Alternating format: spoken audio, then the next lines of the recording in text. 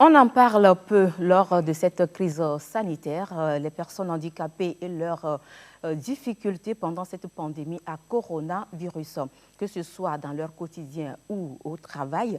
Les situations sont bien diverses selon la nature du handicap de chacun. Comment ces personnes en situation de handicap vivent-elles cette période du Covid-19? Les structures d'accueil et de prise en charge gèrent-elles bien ces personnes dites vulnérables? Sont-elles bien informées sur la pandémie et surtout concernant leur santé? Est-ce que cette santé, elle est bien protégée? Nous passerons au peigne fin tous ces aspects avec deux personnes ressources, sans oublier toutefois d'évoquer quelques questions s'il y a à l'infection à coronavirus avec son évolution dans notre pays. Ce sera avec Dr Bawe et Alain Lidao. Nous ferons un tour au Centre national d'appareillage orthopédique de Lomé pour vous présenter deux cas de malformation ou bien de déformation chez les enfants et dont le CNAO prend en charge. De quel type de déformation s'agit-il et comment sont-elles traitées? Les images tout à l'heure dans cette émission. Mesdames et messieurs, bonsoir et merci pour votre fidélité à Santé d'abord.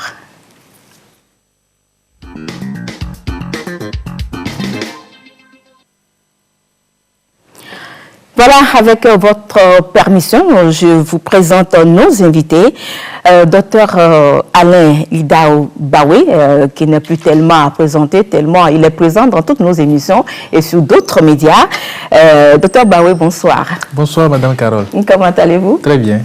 Je vous rappelle tout de même que Dr Bawe, il est infectiologue au niveau du CHU Sylvanus Olympio et médecin traitant des patients du Covid-19 au CHR Lomé Communum. Dr Bawe, vous savez, ça fait toujours plaisir de vous avoir dans cette émission. Merci. C'est un plaisir partagé. Ah oui. Merci beaucoup. Alors, les deux autres invités, tout juste à côté de moi, il s'agit de monsieur... je n'oublie pas son nom, monsieur Bando Poutanam Brice. J'espère que je n'écorche pas votre nom, monsieur Brice. Pas du tout. Voilà, monsieur Bando Poutanam Brice.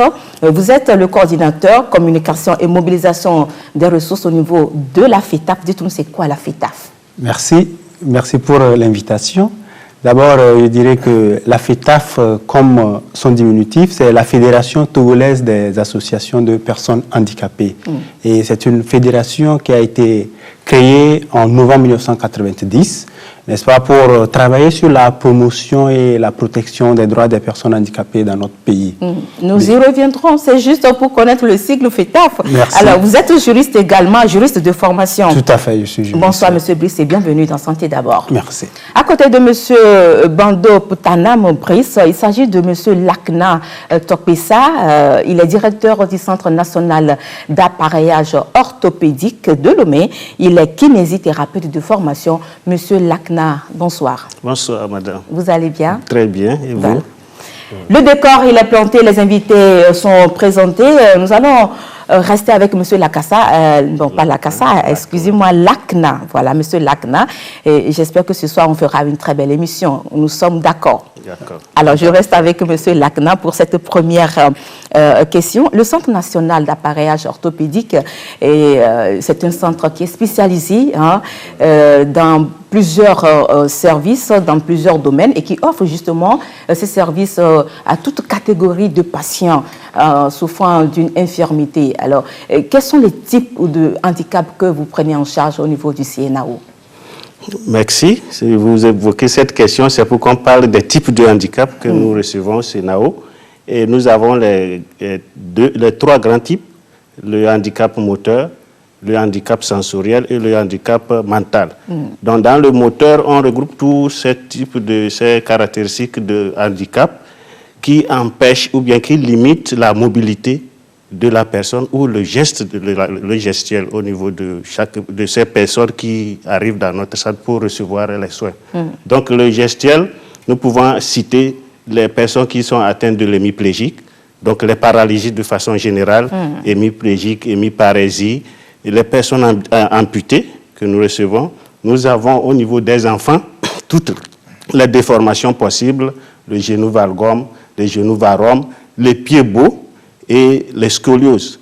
nous avons ce type de handicap que nous mettons dans le volet handicap moteur. Donc, pour le handicap sensoriel, nous allons mettre les troubles de communication et de langage. Nous allons mettre aussi les trisomies 21, mais les trisomies 21 se retrouvent en même temps aussi au niveau du handicap mental. Et si nous voulons évoquer en même temps le handicap mental, c'est là que nous mettons les IMC, les infirmités motrices cérébrales, les trisomies 21 et leurs handicaps qui sont liés. Okay, donc c'est tous ces grands types de handicaps que nous pouvons citer pour le moment, mais sans oublier les patients avec des maladies rhumatismales, des déformations dues aux accidents aussi, des séquelles de fractures que nous recevons dans le centre. C'est ça. Oui. Très bien. Alors, vous savez que nous sommes dans un contexte un peu particulier. Alors, depuis le début de la pandémie à coronavirus, quelles sont les dispositions d'ordre général que vous avez mises en place pour garantir la protection des personnes qui visitent votre centre, M. Lacna? Madame. Pour notre centre s'inscrit. C'est un centre du ministère de la Santé. Et dès que c'est déclenché pour qu'on prenne des mesures pour lutter contre la propagation du virus, nous avons pris aussi des dispositions au centre. Nous avons déjà mis en place un comité formé de 3 principaux acteurs et qui impliquait tous les acteurs du centre. Et on a fait en sorte qu'on a réorienté les entrées. L'entrée principale était le seul accès et les autres étaient fermés. Et nous avons mis des dispositifs de lavage à main au niveau de l'entrée. Au niveau de la cour, les points stratégiques, nous avons mis des dispositions de lavage à main. Et au niveau de chaque service qui produit les soins, nous avons mis aussi des dispositions de lavage à main. Maintenant, pour les autres dispositions, nous avons le ministère aussi qui nous a appuyé en matériel, surtout avec les affiches de sensibilisation que nous avons mis dans tout le centre pour que ces personnes handicapées aient accès à l'information. Et nous allons citer aussi des affiches propres à la personne handicapée dont l'OADCPH, la FETAF et le CICR nous ont offert pour que nous puissions sensibiliser. Donc, pour les autres cas, le port de masque par tout le personnel que nous fournissons chaque jour d'eux. Nous avons les visières qu'on nous a octroyées aussi, que chaque personnel en dispose. Donc, pour la distanciation, vous allez voir que nous avons exigé, pour les masques, nous avons exigé à chaque patient de porter les masques de façon générale et nous avons mis des références pour respecter la distanciation. Nous avons fait des séparations au niveau de la caisse, au niveau des sièges du centre. Nous avons tracé des traçages pour marquer la distanciation, à ce que quand un patient s'assoit, que ce marquage l'empêche à être en proximité avec son prochain. Et pour ce cas des dispositions de façon générale que nous avons instituées au centre. Merci beaucoup. Docteur Baoué, ce soir, nous parlons des personnes en situation de handicap et le Covid-19. Et on sait que, on le dit souvent, ces personnes, ce sont des personnes vulnérables, donc ils ne sont pas à l'abri de cette infection. Dites-nous, est-ce que par rapport au virus, est-ce que la propagation du corona connaît son ralentissement chez nous? Est-ce qu'on peut le dire ainsi? Parce que depuis dimanche, on a pu entendre parler d'un nombre important de cas confirmés. Oui, effectivement, lorsqu'on prend la situation épidémiologique de la pandémie au Togo depuis quelques jours, on a connu un ralentissement. Effectivement. Et ça ne nous étonne pas parce que quand on prend un peu le modèle épidémiologique qui a été fait, on a vu qu'au Togo, contrairement à l'Afrique où la courbe est d'évolution ascendante, au Togo, on a une courbe plutôt qui est anarchique. C'est-à-dire qu'il n'y a pas une ascension fulgurante comme on le voit pour l'Afrique. On a surtout des cas sporadiques, des flambées. Et donc, quand on parle de la courbe, ça monte, ça descend, ça monte, ça descend. Donc, c'est une courbe qui est anarchique. Et donc, cette situation que nous vivons actuellement ne nous étonne pas. Et on espère que ça va être comme ça jusqu'à la fin. Jusqu'à la fin. Quand vous parlez de jusqu'à la fin, qu'est-ce que nous allons imaginer? Alors, c'est une façon de parler. C'est une façon de parler. Nous comprenons bien cela, docteur Baoué. Alors, peut-on parler encore de foyers d'épidémie du coronavirus chez nous? Est-ce que certains milieux constitueraient encore un potentiel risque de propagation de cette maladie? Oui, il y a quelques semaines, certains foyers étaient considérés, ou bien certaines localités étaient considérées comme des foyers à potentiel épidémique. C'est ça. Mais des efforts ont été faits pour que des flambées n'apparaissent pas dans ces localités. Si on se rappelle un peu, on a fait des efforts pour la région centrale, puisqu'on craignait une flambée dans la région centrale, notamment à Sokodé. Ensuite, il y a eu une flambée dans la plaine du Mont, à Djarkmanga. Aujourd'hui, tout va bien. C'est vrai qu'il y a toujours des cas qui arrivent, mais bon, ce n'est plus comme au début. C'est ça. Et on a connu également des flambées à la prison civile de Lomé. Et donc, comme je disais, notre courbe au Togo va connaître des flambées épidémiques comme ça. On n'aura pas de pic en tant que tel, mais on va avoir des pics, des flambées, des cas sporadiques. Et c'est ce que nous sommes en train d'observer. Donc aujourd'hui, il est difficile de dire qu'une localité constitue un foyer. Mais les efforts sont toujours faits pour qu'on n'aille pas jusqu'au pire. Mais quand on prend un peu la situation épidémiologique qui se fait tous les jours, on peut quand même avoir une idée sur certaines localités ou bien certains districts sanitaires où on enregistre beaucoup de cas. C'est ça. Oui. C'est ça. Monsieur Brice, j'aurais préféré vous appeler tout simplement Monsieur Brice parce que votre nom, Monsieur Bando Ptanam, c'est ça, non? Oui. Je prononce bien quand même. Ah oui, parfaitement. Ok, parfaitement, merci beaucoup. Alors tout à l'heure, vous nous parliez de la FETAF. Et dites-nous, la FETAF, la Fédération togolaise des associations de personnes handicapées, a été créée en novembre 1990. Alors aujourd'hui, elle regroupe combien d'associations en fait? Merci pour la question. Et peut-être avant de donner le nombre d'organisations membres de la FETAF, permettez quand même que je revienne un tout petit peu pour dire que la FETAF, effectivement, a été créée exactement le 30 novembre 1990 en remplacement de l'Union nationale des personnes handicapées qui existait bien avant la FETAF. Oui. Et depuis sa création, elle a fait son bonhomme de chemin. Et à ce jour, elle compte en son sein 40 organisations de et pour personnes handicapées, c'est-à-dire des organisations constituées essentiellement de personnes handicapées et des organisations constituées de personnes non handicapées, mais qui travaillent pour la cause des personnes handicapées. Mais dans la dynamique de faire en sorte que personne ne soit laissé pour compte, nous collaborons avec 18 organisations partenaires qui ne sont pas membres de la FETAF, mais qui, sur le programme d'appui à l'inclusion des enfants et jeunes handicapés, nous collaborant avec elles pour pouvoir assurer le bien-être des enfants et jeunes handicapés sur toute l'étendue du territoire. Voilà, donc un peu ce qu'on peut dire. Merci beaucoup. Alors, quelle est la perception de M.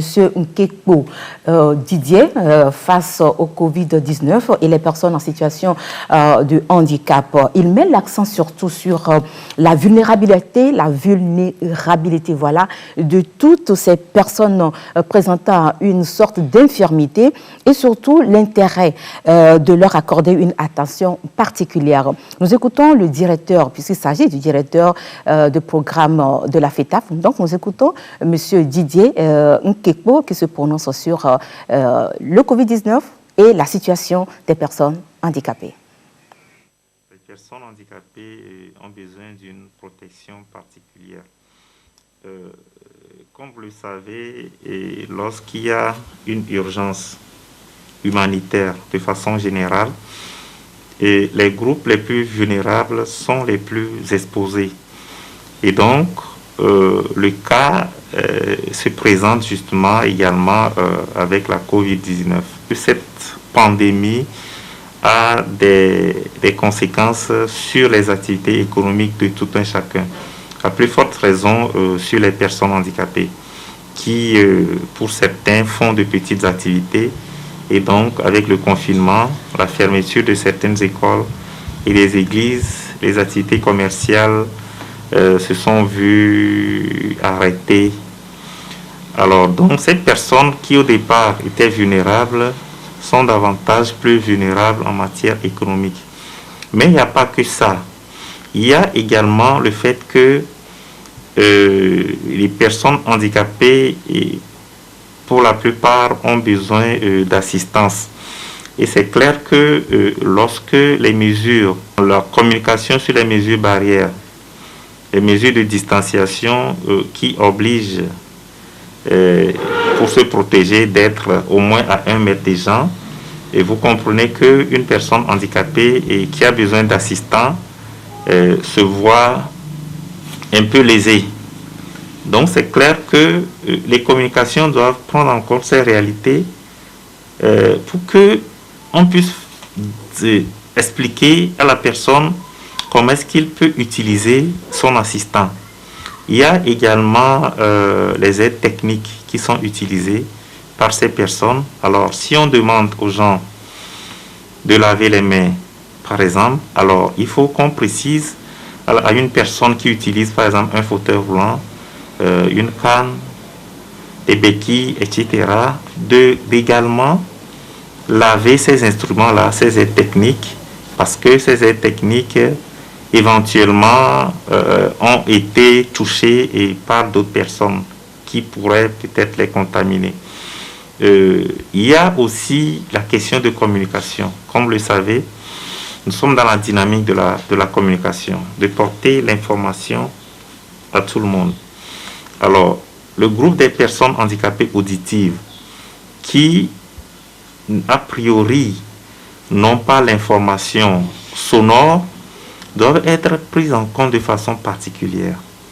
Et donc, au niveau des télés, et lorsque la communication passe, il faut un interprète en langue de signes. Alors, si la communication passe à la radio, il faut trouver un mécanisme pour que ces personnes-là puissent être informées. C'est pourquoi la prise en compte particulière de ces personnes se justifie.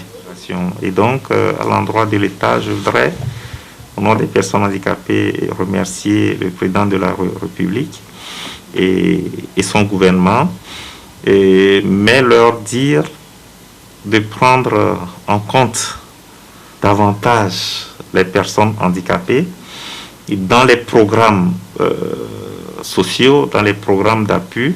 Je demande aux organisations humanitaires de vraiment prendre à bras le corps la situation particulière des personnes handicapées.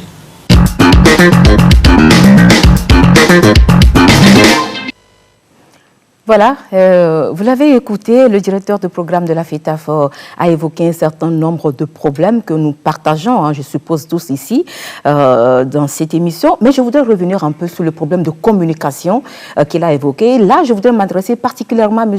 Brice, parce que vous êtes chargé du volet communication au sein même de la FETAF. Alors, il a dit pour les handicapés sensoriels, pour nous, par exemple, les handicapés auditifs, alors les malentendants, par exemple. Alors, au niveau des télés, lorsque l'information passe, il y a forcément, mais il y a quelquefois, on le remarque, un interprète pour les gestes, le langage gestuel. On est d'accord. Même cette émission qu'on est en train d'animer, il y a toujours un interprète qui traduit pour nos amis les malentendants ce qui est en train de se dire. Oui. Maintenant, au niveau des radios, il a dit qu'on peut trouver un mécanisme, mais moi je m'interroge. Par quelle alchimie on va trouver un mécanisme pour les personnes, nos amis, les malentendants, pour qu'ils puissent écouter ou bien capter les informations qui passent sur les radios? Est-ce que vous avez une idée, M. Brice? Merci pour la question, qui d'ailleurs est très pertinente. Pour ce qui est du mécanisme, comment faire pour que les personnes handicapées auditives puissent avoir accès à l'information? Quand nous prenons la question de la télé, le problème ne se pose pas en tant que tel à partir du moment où il y a un interprète en langue de signes qui facilite la communication. Mais cette communication ne se limite pas seulement à l'action de l'interprète en langue de signes. On peut également faire recours au sous-titrage, qui est également un moyen de permettre à la personne handicapée auditive, sinon à la personne malentendante, de pouvoir avoir accès à l'information. Et c'est vrai, aujourd'hui, nous n'avons pas mis les masques, mais le fait aussi de mettre le masque empêche la personne malentendante de pouvoir déchiffrer ce que vous êtes en train de lui dire. Donc, en ne mettant pas le masque, quand vous lui parlez, vous le fixez, elle arrive à déduire, sinon comprendre déjà 20% de ce que vous êtes en train de dire avant de pouvoir essayer de comprendre ou bien de lire le sous-titrage. Maintenant, revenons à la question de radio. Le problème va se poser parce que les radios, c'est complètement audition. Donc, il faut écouter. Voilà. Maintenant, la personne handicapée auditive, comment elle va écouter à partir du moment où elle n'entend pas? Nous saluons aujourd'hui la venue des TIC parce que ça apporte vraiment un soulagement pour cette catégorie de personnes. Pourquoi? Parce que avec les TIC, aujourd'hui, on a les radios en ligne. Les radios, la radio Lomé, par exemple, la radio Cara et certaines stations il y a des médias en ligne. Voilà, sont en ligne. Donc, il suffit seulement de faire le titrage. Le son passe, mais tout ce qui est dit est écrit. En ligne, la personne handicapée qui a accès à un ordinateur, à un smartphone ou bien à un Android, capte la radio et suit la radio à travers l'écrit. Bon, pour les chaînes qui ont encore des moyens, elles pourront faire appel aux interprètes en langue de signes. Là, on aura une capsule qui accompagne l'audio qui est en train de passer. Parce que je vais vous surprendre, les personnes handicapées causent à travers WhatsApp. Mais vous allez vous poser la question, comment elles le font? Elles utilisent juste les vidéos qu'on arrive à se faire par WhatsApp. Elles déposent l'appareil et puis elles communiquent sans problème. Donc, je me dis, aujourd'hui, il suffit seulement qu'on utilise vraiment les nouvelles technologies de la communication et on va rendre vraiment accessible l'information aux personnes handicapées, malentendantes et sourdes. Merci beaucoup. Le droit à l'information est un droit qui est reconnu à tous et aux personnes en situation de handicap auditif. Alors, les intérêts et les droits des personnes en situation de handicap sont sans doute au centre des préoccupations de la FETAF. Alors, pensez-vous réellement que les droits de ces personnes sont respectés et leurs intérêts protégés? Est-ce que vous y veillez, M. Brice? Merci pour la question. Peut-être avant de venir sur les droits et les intérêts des personnes handicapées, permettez quand même que je revienne un peu sur la définition pour nous permettre de comprendre un peu d'abord ce qu'on entend par personne handicapée et peut-être aborder les différents types de handicap. Voilà, donc par personne handicapée, si on se réfère à l'article 1er de la Convention internationale relative aux droits des personnes handicapées que le Togo a ratifié en 2011, et cet article nous dit, surtout en son alinéa 2, que par personne handicapée, on entend tout être humain qui présente des incapacités durables. Donc ces incapacités peuvent être physiques, elles peuvent être intellectuelles, elles peuvent être mentales ou sensorielles, dont l'interaction avec diverses barrières empêche la participation de cette dernière, n'est-ce pas, à la société sur la base de l'égalité avec les autres. Alors, donc c'est dire qu'il faut d'abord un être humain qui présente des incapacités et que ces incapacités soient physiques, mentales, intellectuelles ou sensorielles et qu'il y ait interaction avec diverses barrières et en ce moment, on sera dans une situation de handicap. Alors, de cette définition, il se dégage 4 grands types de handicap. On aura le handicap physique, dont le directeur a parlé tout à l'heure. Il y a les hémiplégiques, les paraplégiques, les personnes amputées et tout. On aura les personnes handicapées mentales. Il en a fait cas également avec les personnes trisomie 21. Entre griffes, on n'aime pas utiliser le terme les Mongols. On aura également les personnes autistes qu'on peut mettre dedans. Il y a les personnes handicapées sensorielles. Là, on va parler des personnes handicapées auditives, donc les non-entendants. Le directeur en a déjà parlé. Voilà. Est-ce qu'il faille encore revenir sur les différents types de handicap? Il faut avancer, M. Brice. Oui, bien sûr. Mais c'est aussi important de mettre un peu cet accent. Il y a quelques nuances que vous voulez apporter, sans doute. Juste quelques petites. Pour dire qu'au niveau du handicap intellectuel, qui est en même temps lié au handicap psychosocial, voilà, c'est une couche de handicap qui est vraiment marginalisée. On n'arrive pas à les percevoir. Parce que quand vous voyez la personne, vous ne sentez pas tout à l'heure que c'est une personne handicapée.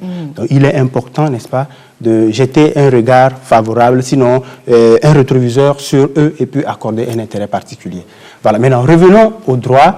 Est-ce que la FETAF veille aux intérêts et aux droits des personnes handicapées? Je dirais que, en réalité, pour parler de droits, c'est à l'État qui a ce pouvoir régalien de veiller sur les droits de tout être humain, tout citoyen sur son territoire.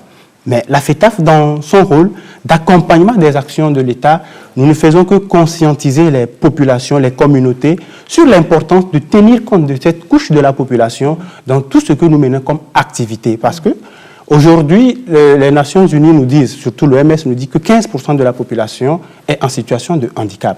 Si nous menons nos politiques, nous développons nos politiques, nous ne tenons pas compte de 15% de la population, vous voyez que c'est un développement qui n'est pas vraiment de façon holistique.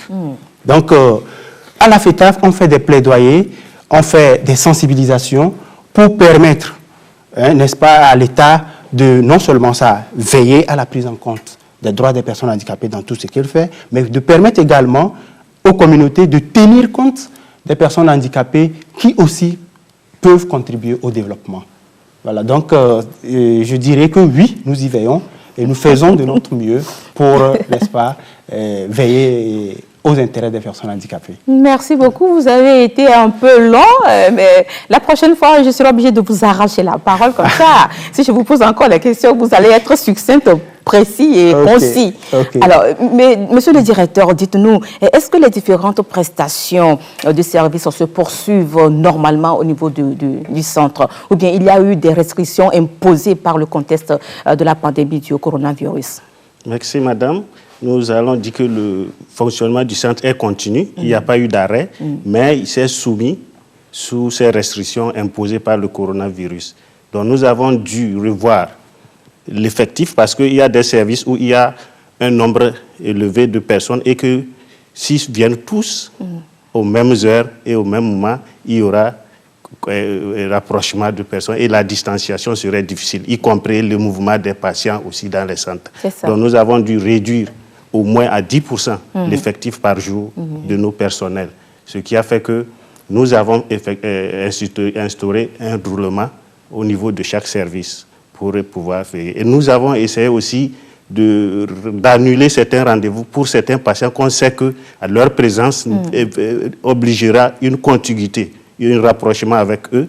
Surtout, nous avons même annulé les séances de balnéothérapie.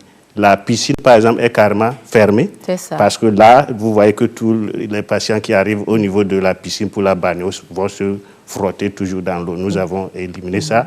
Pour certains enfants, nous avons mis des restrictions pour que, quand les mamans arrivent, qu'il ne faut pas qu'ils les laissent sur le plancher de la salle. Et pour certains, les accompagnants, on a exigé que ce soit un seul. Et ceux qui ne peuvent pas arriver seuls, ça. Mais si quelqu'un peut arriver seul, qu'il arrive seul, parce que nous ne voulons pas trop de frottement entre le personnel et les patients dans le centre. Très bien. Alors, est-ce que le taux de fréquentation est toujours le même ou bien il y a eu diminution? Vous savez, depuis que cette histoire a commencé, beaucoup de personnes n'aiment plus aller dans les hôpitaux, comme si c'est là-bas qu'il y a le virus. Alors, est-ce que vous avez fait le même constat au niveau du CNAO? Bon, déjà, si nous disons que nous avons nous-mêmes mis en place une restriction, la réduction du personnel par jour et de 10%, et nous avons aussi demandé à certains de ne pas venir. Ça veut dire que si la piscine est fermée, ça veut dire que les patients qui venaient à la piscine ne viennent plus. C'est vrai qu'il y a d'autres prestations qu'ils reçoivent en dehors de la piscine. Là, ils viennent. Mais comme vous l'avez vu, les mesures restrictives que le gouvernement a édictées, et de demander le confinement surtout, a fait que certaines personnes ne sortent plus. Ce qui a fait que certains ne vont plus venir pour les séances ou bien la prise en charge. Donc, effectivement, il y a eu un impact sur le taux de fréquentation, mais c'était au début. Progressivement, lorsque tout le monde s'est senti dans le respect des mesures, il va porter le masque, il va venir respecter la distanciation, ils ont repris.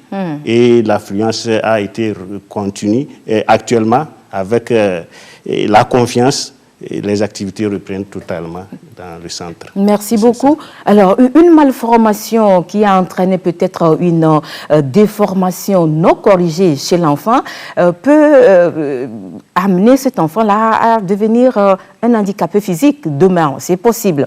Alors, l'une des spécificités du CNAO, le Centre national d'appareillage orthopédique, c'est justement de prendre en charge tôt cette déformation des membres chez l'enfant pour lui permettre ou bien pour lui redonner toute sa droiture. Lorsque le pied est un peu, je ne sais pas, à une déformation, il corrige tout ça là-bas. Alors, présentation du premier cas, il s'agit du pied beau. Vous posez certainement la question de savoir qu'est-ce que c'est que le pied beau et donc comment le corriger. Voilà un peu dans quelles conditions et dans quelles dispositions les techniciens du CNAO travaillent dans ce contexte du Covid-19. Premier cas, Pied-Beau. En cas de traitement Pied-Beau, c'est un enfant. Donc nous avons dans les mesures possibles demandé à ce que nos collègues, en plus de la bavette, nous avons la visière qui permet qu'il soit protégé et qui protège aussi l'enfant et la maman. On a exigé que ce soit un seul accompagnant. Donc, sous les parents qui viennent en plus le patient, et on leur dit non, on a besoin qu'un seul, et comme ça se fait. Et la dame porte aussi sa bavette, et de sorte qu'ils ne vont plus être trop proches de la dame pour faire le traitement. Donc, c'est ce que nous sommes en train de faire. Donc, c'est le cas de cet enfant qui prouve que nous avons essayé de mettre en place ces mesures de respect pour lutter contre la COVID-19. Nous voyons que vous êtes en train de prendre en charge un enfant handicapé. Alors, présentez-nous un peu son tableau. Ici, c'est un enfant que nous venons de recevoir. C'est un Pied-Beau, c'est une déformation congénitale que nous venons de recevoir ce matin. Donc, nous le prenons dans le cadre du traitement du Pied-Beau en utilisant la méthode Ponseti. C'est une technique qui utilise les plâtres et le plâtrage. C'est des plâtres successifs qui se fait de façon hebdomadaire. Donc, après chaque semaine, le patient passe et on le change de plâtre. Ceci peut être après 2, 3 ou bien 5 plâtres. On va toujours évaluer l'évolution et on lui fait une petite hémophilie. On lui remet les chaussures adaptées pour la suite. Si l'enfant vient traiter comme il est arrivé, le traitement de l'enfant aura un traitement complet. Il pourra marcher sans séquelles et sans béquille, sans aide technique de marche. Donc c'est une technique d'ailleurs qui est indiquée dans ce cas de formation, qui a des résultats efficaces pour rendre l'enfant autonome pour la suite. Je suis allée au village de mon mari. La semaine s'est passée. Donc, je l'ai rencontrée. Elle est une voisine à la famille. Donc, quand j'ai vu, j'ai remarqué que les pieds avaient une certaine malformation. Et j'ai dit, mais est-ce que je vois bien les pieds de cet enfant ou bien il y a un problème? Et la maman m'a dit que non, il y a un problème.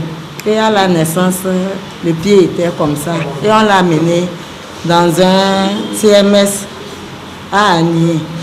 Donc à Agnier, on a fait une série de plâtres, mais ça n'a pas changé. Il n'y a pas eu un grand changement. Et j'ai dit, bon, je vais prendre la photo pour venir montrer, puisque je travaille au CHU, je suis au service social du CHU. Je vais montrer au professeur Nassingé voir ce qu'il me dira.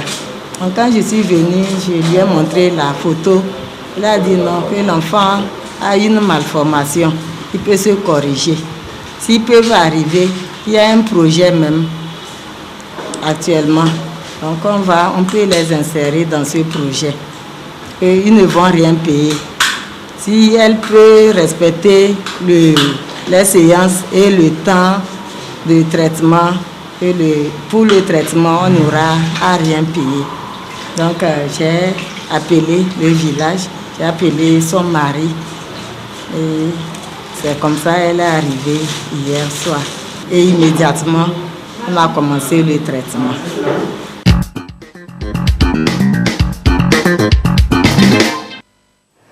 Voilà, Monsieur Lacnan, vous êtes kiné. Est-ce qu'on ne peut pas, avec quelques exercices et massages, redresser les pieds de cet enfant? Est-ce qu'on est obligé de passer par ce traitement que moi je trouve un peu contraignant, voire insupportable pour un enfant de cet âge-là? Merci madame, c'est normal que vous posiez cette question.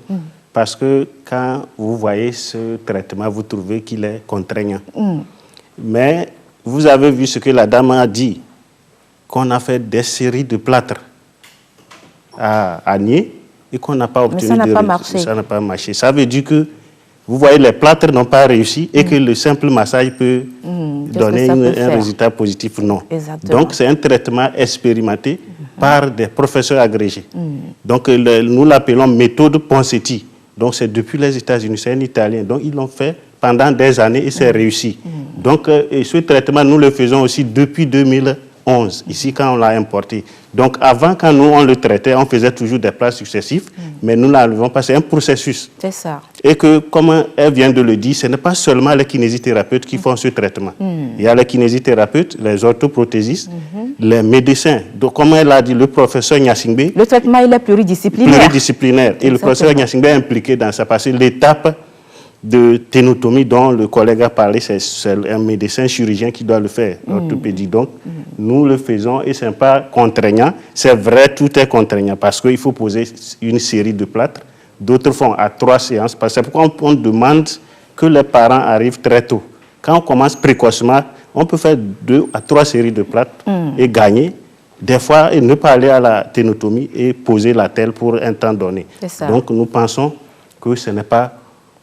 nous sommes obligés de passer par là pour pouvoir obtenir des résultats positifs très adéquats. Ok, très bien.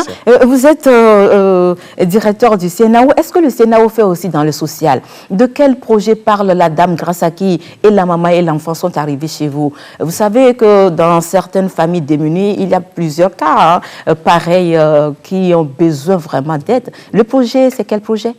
Oui, c'est le projet Piebo, tout court qu'on appelle, programme Piebo, qui était financé plutôt depuis Parcours International. Et ça couvrait toute l'étendue du territoire. Donc, c'était fait en sorte qu'il y avait l'étape de sensibilisation aussi pour informer la population que cette pathologie, cette déformation existe, qu'ils puissent la identifier tôt et qu'on amène dans les centres spécifiques pour cette prise en charge. Voilà. Et ce projet, comme vous l'avez dit, c'est le social. Le CNAO, c'est un centre sanitaire et dans un centre sanitaire de l'État, il y a un peu le social. C'est social et ce projet, c'était totalement gratuit. Les parents assument leurs déplacements et autres. C'est pourquoi la dame, on lui a dit, quand le professeur m'avait appelé, j'ai dit, si ils sont à Lomé, qu'ils arrivent, qu'on constate si nous pouvons commencer la séance. Et le jour même, c'était sa première séance là-dedans. Donc, il y a le volet social au CNAO et nous avons un service social aussi qui fait ses enquêtes sociales et voit si c'est possible, si cette famille. Donc, pour ceux qui sont à Lomé, si vous les voyez et qu'ils ont cette déformation, un enfant a cette qu'ils arrivent à Lomé, au CNAO plutôt, et ceux qui sont à l'intérieur, on leur demande, ils arrivent, s'ils ont des parents, ils restent pour 2-3 semaines. On fait ça, et si ça a réussi, on fait la ténotomie. Une semaine après, quand on pose les attelles, ils s'en vont et que c'est le suivi qui est continu. C'est ça. Donc, s'ils respectent ça... Les structures de prise en charge, j'allais dire, et aux associations des personnes en situation de handicap. Dans le plan de riposte du Covid-19, qu'est-ce qui a été fait pour ces personnes qui vivent avec une infirmité? Nous écoutons Madame Materola Irène, elle est responsable pays handicap international Togo. Dans le cadre du plan de riposte de la Covid-19, on a d'abord travaillé avec la FETAF, parce qu'on travaille surtout avec les associations de personnes handicapées. Donc on a travaillé avec la FETAF pour faire en sorte que les messages soient accessibles à tout le monde, puisqu'au début, les messages, c'était plutôt des messages audio, ou alors des messages visuels, mais qui vraiment nécessitaient d'être accompagnés avec le son. Donc on a d'abord travaillé sur des spots en langue des signes, pour pouvoir arriver à tous, pour que le message, surtout les mesures barrières, soient accessibles à tous. Ensuite, on a essayé de réfléchir un petit peu quelles étaient les méthodes, les barrières plus spécifiques. Donc, sachant qu'il s'agit de groupes vulnérables, on a travaillé avec des groupes de personnes handicapées qui ont elles-mêmes fabriqué du savon, de l'eau de Javel et des masques dernièrement, pour qu'il y ait une distribution pour les parents, pour les assistants des personnes handicapées. Donc on a fait quand même un large travail et sur la production, ce qui leur permet d'avoir un petit revenu quand même pendant la période de Covid, parce qu'il faut voir que la période de Covid, ça a été un problème pour tous, un problème économique aussi, pas seulement un problème sanitaire, et en plus des moyens de protection supplémentaires pour les personnes en situation de handicap. On a aussi travaillé avec l'OADCPH, qui est une organisation qui travaille surtout sur la mise en place d'appareils orthopédiques, de façon à ce que ce matériel-là soit utilisé pour la fabrication de visières de protection. Et donc, c'est du matériel homologué qui a servi pour la protection. Et dernièrement, on a travaillé sur des maraudes parce qu'on était inquiets sur les personnes handicapées qui déambulent dans la rue et qu'est-ce qui se passait avec eux pendant la période de couvre-feu. Et donc, on a fait un diagnostic qui nous a permis de voir qu'il y a quand même un pourcentage de personnes handicapées dans la rue qui est bien plus grand que ce que prétend l'OMS, par exemple, dans une société normale où il devrait y avoir 10%. On estime à 10% le nombre de personnes handicapées. Dans la rue, on avoisine les 20%. Surtout le handicap intellectuel et surtout des personnes qui ont des problèmes de santé mentale. Donc là, on a un gros programme, nous, de santé mentale et sur lequel on fait un focus particulier dans le cadre du Covid-19. Je pense que les personnes handicapées sont des personnes qui sont vulnérables. D'abord parce que soit elles ont besoin d'assistance et avec les mesures de distanciation sociale, c'est un problème pour les personnes handicapées parce que si moi j'ai besoin que quelqu'un m'appuie, m'accompagne dans les gestes de tous les jours, si cette personne elle doit rester à 1,50 m de moi, c'est forcément un problème. En plus, on sait aussi que les personnes handicapées ont parfois, selon le type de handicap, qui parfois vient avec des personnes en chaise roulante, par exemple, ont des difficultés pulmonaires plus faciles, donc ils vont être plus facilement touchés par la Covid-19, ce qui veut dire qu'évidemment, ils ont besoin d'une assistance particulière. Et en plus, en général, ça fait quand même partie des couches les plus pauvres de la société. Donc, les personnes en situation de handicap, elles ont aussi besoin d'un appui économique supplémentaire pour faire face à cette période. Donc oui, je pense qu'effectivement, il faut faire un focus parce que les personnes handicapées, elles ont une double vulnérabilité par rapport au Covid-19. Je pense qu'il faut vraiment qu'il y ait une réponse, un plan de réponse qui soit adapté à tous. Et du coup, il ne faut pas oublier une tranche de population qui est quand même une grande tranche de la population togolaise. Donc mon message, c'est vraiment qu'il faut toujours penser de façon inclusive et il faut que la réponse soit inclusive. Le Covid, c'est l'affaire de tous. C'est la responsabilité de tous, mais s'il y a une partie de la population qui est oubliée, c'est un risque pour toute la population. Donc il faut vraiment qu'il n'y ait pas d'oubliés dans cette crise et que tout le monde soit pris en charge. Chacun avec les adaptations dont il a besoin.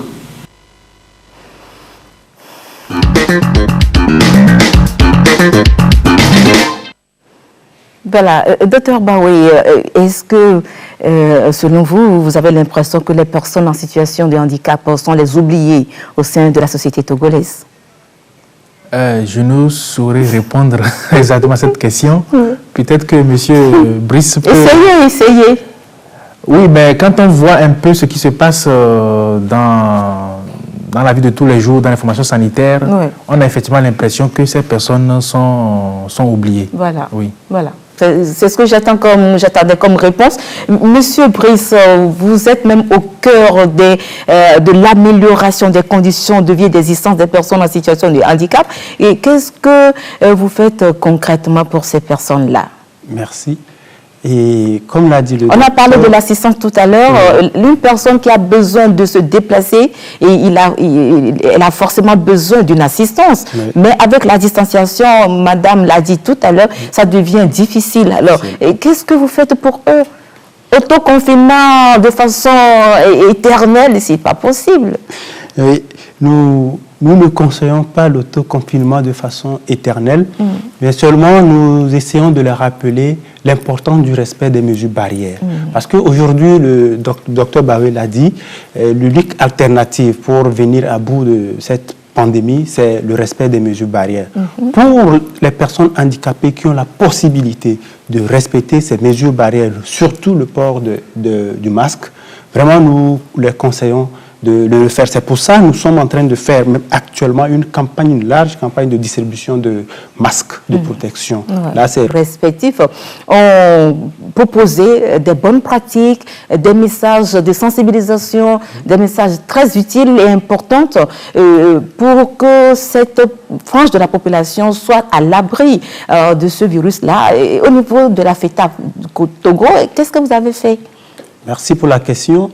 Au niveau de la FETAF, nous avons également essayé de réaliser une... C'est vrai que vous avez parlé de la sensibilisation, mais cette vidéo dont on parle, et les pays en ont fabriqué, est-ce que vous l'avez fait également? Oui, nous avons réalisé une vidéo de sensibilisation, et nous ne l'avons pas fait sous le format comme les autres pays l'ont fait. Parce que dans d'autres pays, c'est une personne handicapée, on a fait le focus sur elle, et puis elle décrit sa situation, comment elle est en train de traverser cette période de la COVID-19. Mais chez nous, nous sommes partis sur la base d'une vidéo sensibilisatrice. Une vidéo qui, non seulement ça retrace comment la personne handicapée traverse la période de Covid-19, mais qui apporte en même temps un message. Et très bientôt, la vidéo sera diffusée et nous osons croire qu'elle va aller dans des oreilles des personnes attentives. Ok, mais moi je vous signale à nos chers téléspectateurs que Santé d'abord a la primauté de vous diffuser tout à l'heure cette vidéo. Alors voyons de près le contenu de la vidéo de sensibilisation conçue par la FETAF pour sensibiliser les personnes en situation de handicap. Et vous allez apprécier et après on revient, j'allais dire sur le plateau. La vidéo. Information coronavirus. Chers frères et sœurs handicapés, la situation sanitaire actuelle liée au Covid-19 exige que nous puissions changer nos habitudes et revoir notre façon de vivre au quotidien. Pour stopper la propagation du coronavirus, il est important d'adopter, en plus des mesures barrières générales, des gestes barrières spécifiques selon votre handicap. Pour les personnes utilisant les aides techniques, à savoir la canne blanche ou anglaise, les béquilles, les prothèses ou orthèses, les fauteuils roulants ou autres appareils, réduisez les contacts de ces aides techniques avec les personnes de votre entourage, car ces outils dont vous faites usage constamment peuvent être facilement infectés. Nettoyez ou désinfectez-les fréquemment à l'aide d'un mouchoir et de solutions désinfectantes comme de l'eau savonneuse, eau javelisée ou gel hydroalcoolique. N'hésitez pas à demander des conseils sur l'entretien et le nettoyage de votre aide technique à votre prestataire de service ou à votre fournisseur. N'oubliez pas de vous laver régulièrement les mains avec de l'eau et du savon ou d'utiliser une solution hydroalcoolique. Tousser ou éternuer dans un mouchoir jetable ou dans le pli du coude. Évitez les salutations en serrant les mains. Maintenez toujours une distance d'au moins 1 mètre avec les autres. Pour les personnes malvoyantes ou non-voyantes, vous pouvez vous assurer du respect de cette distance à travers votre canne blanche.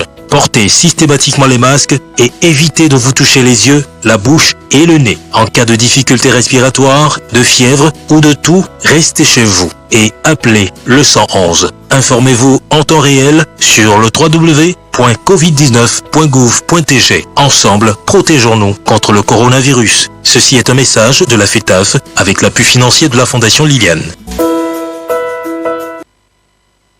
Voilà, merci beaucoup, Dr Bawé. Si on vous demande de donner une note à cette vidéo, votre appréciation? Donc, je pense qu'elle est bien indiquée, à la cible indiquée également. Ouais. Moi, j'ai aimé surtout la désinfection des objets que ces personnes touchent beaucoup. Voilà, parce les aides techniques. Les aides techniques, oui, parce que quand on prend un handicapé moteur, il a besoin d'appui pour tous ses gestes. Et donc, il touche à beaucoup de choses. Et il faut régulièrement se laver les mains et puis désinfecter son matériel, enfin, ces aides techniques. Moi, je pense que c'est bien élaboré. C'est bien élaboré. Alors, félicitations à la FETAF. Voilà, félicitations à la FETAF et souhaitons que toutes ces informations données soient prises en compte par les intéressés. Alors, je reste sur Dr Bawé. Nous sommes pratiquement arrivés à la fin de cette émission. Dr Bawé, s'il vous est donné de tirer des leçons de cette crise sanitaire jamais vécue dans le monde, et pour parler du cas du Togo, qu'est-ce que vous direz?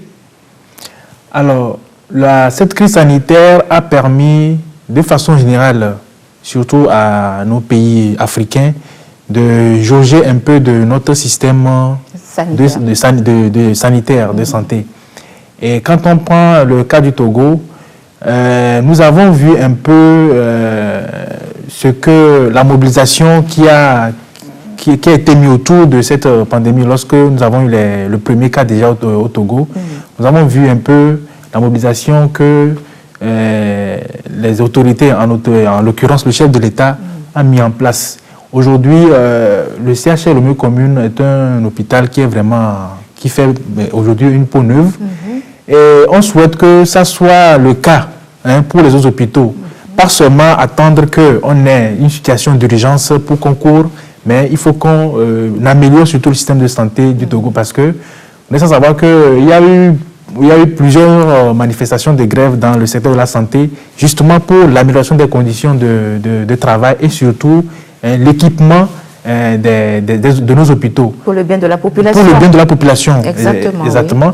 Oui. Et donc, je pense qu'après Covid, il faut que vraiment beaucoup de choses changent dans notre secteur. Il ne faut pas qu'après cette maladie, enfin, après, lorsqu'on sera vraiment hors de danger, qu'on revienne à la case départ.